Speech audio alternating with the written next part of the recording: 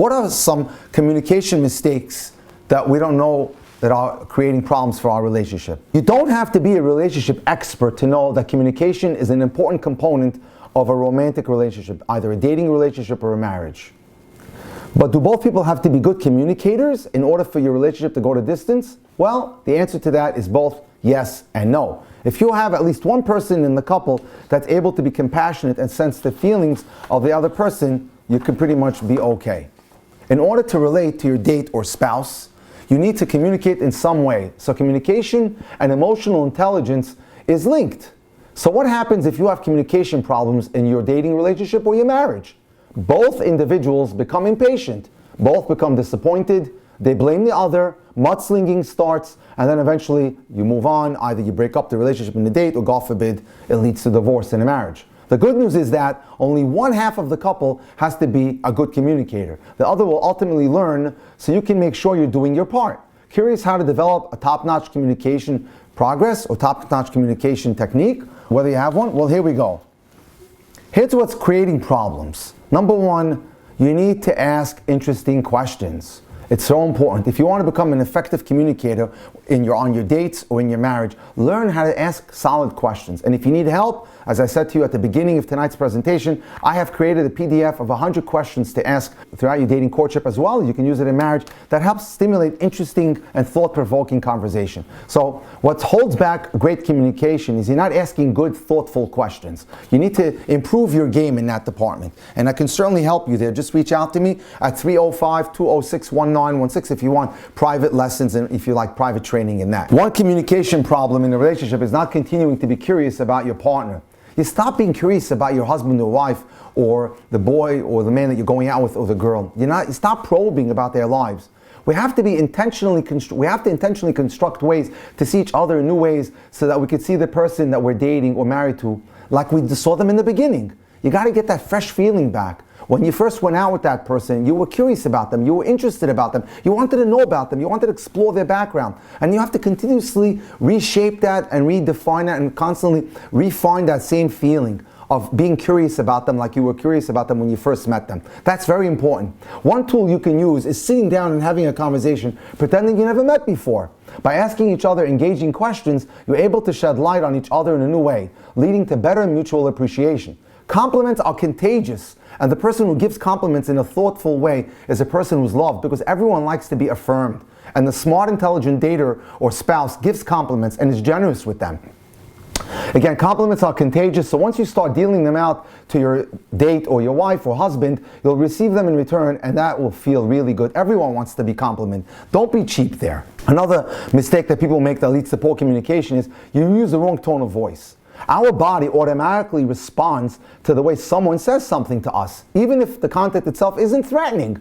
Of course you can ask your partner questions, but it's how you ask that matters. Is it coming from a place of curiosity, just innocent curiosity? Then it's totally fine. But if your tone of voice is coming from a confrontational place, why didn't you pay that bill? Why didn't you call me last night? Then your partner will feel attacked or blamed. And so watch out, watch your tone of voice. It's very important that your tone of voice be calming, be soothing, be innocently curious. Once you move into a feeling of pure curiosity, you're able to actually understand what the other person is experiencing, so you can appreciate their thoughts and feelings. Another mistake that we make, which creates an impasse in good communication, is that we don't actively listen. This is something I teach a lot of my daters, that it's important when they listen to the person when they're talking, is to engage them with questions, to look at them carefully, and also ask questions. Like say the girl says, my mother was so upset, you would have to say as the boy, wow, was she really upset? That shows that person that you are listening, and they appreciate that. People want to feel like they're being listened to. In the end, we want to be seen and heard. That's what it's all about. If your partner is speaking, you need to wholeheartedly listen, and vice versa. We suggest a specific mirroring tool to interrupt the debate or fight. Begin by listening to your partner, and before responding, mirror back what you think they said. So if they say to you, that felt so good, you can answer back, wow, did that feel good? If your partner acknowledges you got it right, you can then respond, and then they'll mirror your response until it's right. Such as, wow, that bothered me. And you can say, wow, did that really bother you? It's really a win-win, whether you agree on the contents or not, because you understand each other's place, so it's easier to come to an agreement. So it's important that you become a good active listener. Someone who is saying something to you and they're telling you a story or telling you something about their life will appreciate the fact that you're actively honing in on them and focusing and listening. Another mistake that we make, which leads to poor communication, is you avoid having a conversation. What does that mean? When we stop communicating with our partner altogether, we often start to make up stories in our head about the situation that's not actually true. The best piece of advice is to see each other as regularly as possible and try to stick to phone calls rather than text messages and emails. Many a couple that got divorced, it started with this. Little by little, they stopped calling each other. They stopped talking to each other as if two ships passing through the night. That's where it starts, and it unzippers rather insidiously without you even realizing it. Through texting or even email, you get a bit of a distorted sense of communication. That's superficial. These superficial conversations don't let us get to know our partner on a deeper level and are often responsible for misunderstandings. So you want to stick to face-to-face conversation or telephone conversation, most preferred. Again, another mistake that we make in communication which leads to difficulties is we start taking our partner for granted. During the beginning stages of a dating courtship, all we can think about is how this person is amazing and fantastic. Once we're in an actual relationship with that person, we mainly start to see and talk about their faults, which is terrible. We don't want to do that. The things that we like, we don't talk about because we may not acknowledge, may not be appreciative of. And the things that we don't like, we get very loud about, and that's wrong. Try taking a few deep breaths. Calm down, allowing the emotionally intelligent part of your brain to kick in. This will allow you to have compassion and insight and the ability to actually communicate with your partner. The critical pieces will come automatically, and they will be more frequent because that's the way our brain's wired. We have to intentionally increase our conscious appreciation of our spouse or our dating partner.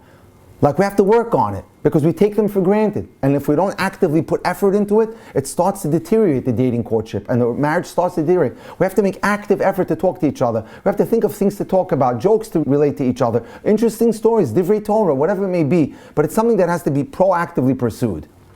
It's no longer a passive process. It has to be now a proactive process. Again, let's just review. Communication is a basis for a good marriage or a great dating courtship. Communicate your needs, your fears and frustrations, and make sure that the person, your partner, is really hearing you. Marry a person you can talk to. Someone who truly hears what you're saying, who truly imbibes what you're saying. If someone feels that his or her dating partner or spouse is not listening to them, nor trying to meet their needs, they can feel helpless. They can become angry and depressed and lonely. They may feel neglected or trapped, disappointed, stressed, overworked, and discouraged. So it's incumbent upon you to really work on your communication style. It should be clear. It should be very unconfusing. It should be very methodical and very lucid so that the person that you're communicating to understands you.